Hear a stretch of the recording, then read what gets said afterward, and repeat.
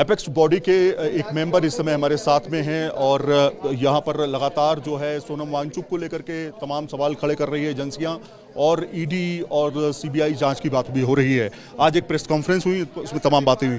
अशरफ साहब, सबसे पहला सवाल यही है कि सोनम वांगचुक के ऊपर ईडी और सीबीआई और उनकी कंपनी के ऊपर जो है लगातार बातचीत हो रही है, इसको लेकर के आपकी एपेक्स बॉडी क्या कर रही है? हमें तो ये लगता है सर, सोनम वांगचुक ने जब से हमारे 4 पॉइंट एजेंडा को, एपेक्स बॉडी और केडीए के जो 4 पॉइंट एजेंडा को सपोर्ट किया, तब से सोनम वांगचुक के पीछे इस तरह से हरकतें शुरू हो गया। हम नहीं चाहते कि सोनम वांगचुक की कंट्रीब्यूशन जो लद्दाख के लिए है वो एक यूनिक कंट्रीब्यूशन है, खासकर एजुकेशन में। और उसने हमारे गवर्नमेंट का जो लद्दाख को ये क्या कहते हैं, बिल्कुल एक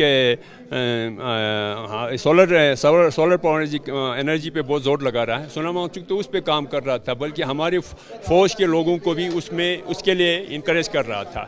तो हमें नहीं लगता है कि हमें एज ए मैं बीइंग ए लद्दाखी, हमें पता है सोनम वांगचुक बिल्कुल हमेशा सिकमोल को लेके इन्होंने लद्दाख के बच्चों को बहुत आगे ले गया। अब ये हयाल के ज़रिए वो लद्दाख में एक अलग तरीके की एक अल्टरनेटिव एक एजुकेशन लोगों को दे रहा है, जिसे दुनिया भर में माना जा रहा है। तो ऐसे में इनके पीछे इस तरह से ईडी का, सीबीआई का लगाना जो हमें मुनासिब नहीं लगता है। ये सरासर हमें यही लगता है कि 4 पॉइंट एजेंडा पर ज़्यादातर वो मुखर से बोलने लग गया, तो उसके पीछे इसमें सवाल खड़े हो रहे हैं कि फॉरेन फंडिंग का मामला है और ये कहा जा रहा है कि बहुत सारी कंपनियां, जो 8 कंपनियां हैं, उनमें फॉरेन फंडिंग हुई है। ऐसा यहां पर गवर्नर साहब ने भी कहा, फॉरेन फंडिंग का मामला सामने आया हुआ है। और दूसरा, इसमें जो एक तरह से हड़ताल हुई है, उसके बाद जो बवाल हुआ, ये इसमें तमाम पार्टियों के हाथ थे आप लोग के साथ में, और पूरे बॉडी को पूरा पैसे के साथ बाकायदा आप लोगों को सपोर्ट किया जा रहा है। अब यही देखिए ना, इसमें तो बहुत बड़ा इसमें कंट्राडिक्ट कर रहा है। कभी बोलता है फॉरेन हैंड है, कभी बोलता है इसमें बाहर का पैसा आता है, और कभी बोलता है ये कांग्रेस का साजिश है, तो कभी बोलता है ये जेनजी मूवमेंट को उन्होंने प्रमोट किया। तो कौन सा बात सही है? यहाँ पे गवर्नमेंट की तरफ से है, रूलिंग पार्टी की तरफ से इस तरह से स्टेटमेंट आ रहा है। तो एक चीज़ तो क्लियर हो गया कि भाई ये जो कांग्रेस का जो था, जिसको ये कांग्रेस पे इल्ज़ाम लगा रहा था, उसमें तो इन्होंने बाद में ये लगा कि वो जो सेपक जो काउंसलर यहाँ का बता रहा है वो तो बिल्कुल फेक था, वो तो सही नहीं था, वो सबको पता चल गया। तो इसका मतलब ये हुआ कि गवर्नमेंट में खुद ही कंसिस्टेंसी नहीं है कि ये क्या बोल रहा है, तरह तरह की बातें बोल रहा है। इससे तो कुछ बात का हल नहीं निकालना। होम मिनिस्ट्री से मिलने की बातचीत हो रही है, आप लोग जाएंगे या आपके जो दूसरे संगठन के लोग हैं वो जाएंगे?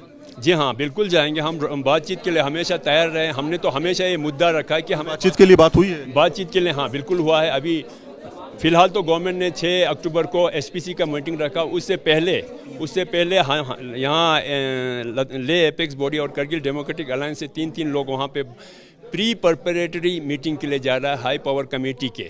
उससे पहले इनके साथ हमारे एमपी साहब भी इसमें होंगे, तो उसके बाद हाई पावर कमेटी के साथ मीटिंग रखा। सवाल लेते हैं कि कौन लोग जिम्मेदार थे जिन्होंने 4 बच्चों की हत्या होगी, 4 बच्चे इसका शिकार हुए, 70 से 80 से ज़्यादा लोग घायल हुए, तो ये कौन लोग थे जो इस तरह से भड़क गए?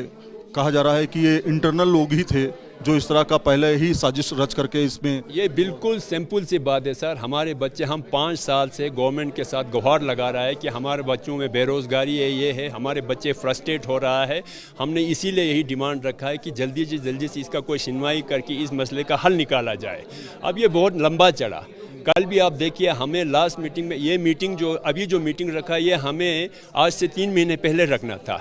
जब मीटिंग बिल्कुल नहीं रखा तभी हमें अनशन करना पड़ा। जब अनशन करने के बाद गवर्नमेंट ने मीटिंग तो रखा, प्रपोज तो थी ना 6 तारीख को मीटिंग। अब सुनिए ना, हाँ इन्होंने मीटिंग तो रखा, लेकिन गवर्नमेंट ने इसको बिल्कुल कैजुअल लिया, क्योंकि हमारे यहाँ पे अनशन पे लोग 14 दिन से हड़ताल पे बैठे हैं और 2 का हालत ख़राब होकर हॉस्पिटलाइज करना पड़ा। और अगर 15 दिन के बाद तक तो लोगों की हालत, वहाँ कोई मृत्यु होने का भी खतरा था, वहाँ जान भी जा सकता था। तो किसी के जान जाने के बाद क्या ये मीटिंग करना फिर मुनासिब रहेगा? सोनम वांगचुक क्या सपोर्ट करेंगे जांच को? ईडी की जांच अगर होती है, सीबीआई की जांच होती है, और उनकी लोकेशन भी नहीं पता चल रही कहाँ है वो। सोनम वांगचुक तो बोल रहा है ओपनली, आपके मीडिया में बिल्कुल आके ओपनली बोल रहा है। मैं सर वो बात अभी क्यों नहीं बोल रहा है? अभी हमने खुद देखा है, वो तो ओपनली बोल रहा है। कल वो एनडीटीवी के साथ भी बिल्कुल उसमें डिबेट में हिस्सा लेके वो खुला बोल रहा था। मैं तो तैयार हूँ, मुझे अरेस्ट कर तो करें, ठीक है, मैं कोऑपरेट करने के लिए तैयार हूँ। वो तैयार बैठा है, तो ये बात। बहुत बहुत शुक्रिया न्यूज़ नेशन से बातचीत करने के लिए। तो कुल मिलाकर के अभी एपेक्स बॉडी जो है उसने प्रेस कॉन्फ्रेंस की, लेकिन सवाल यही कि आखिर इस पूरी जो घटनाक्रम है या फिर जिस तरह से दंगाइयों ने दंगा भड़काया उसका आखिर जिम्मेदार कौन है। को चेयरमैन इस समय हमारे साथ में हैं। सर एक सवाल लेंगे आपसे, एक सवाल सर। मैंने सब कुछ बोल दिया। एक मिनट का सवाल, एक मिनट का सवाल है सर, एक मिनट का सर मैंने सवाल पूछा, लेकिन हमारी स्पेशल है कि आखिर सर मैं कह रहा हूं कि ईडी सीबीआई लगातार जांच की बात कर रही है।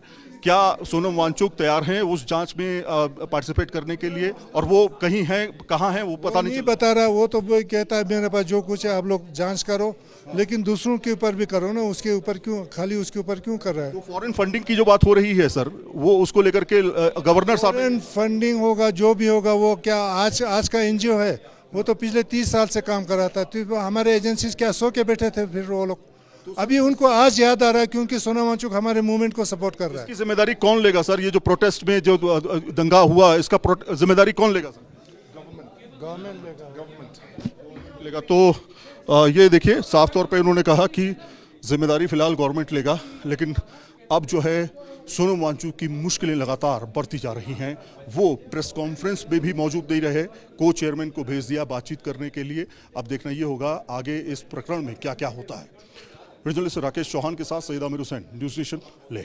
जहाँ भक्ति है हर शब्द में, कथाओं में छिपे हैं दिव्य रहस्य और ज्योतिष देता है जीवन को दिशा। धर्म से जुड़ी हर बातों को जानने के लिए हमारे चैनल स्तुति को सब्सक्राइब करें। चैनल पर जाने के लिए इस लिंक पर क्लिक करें।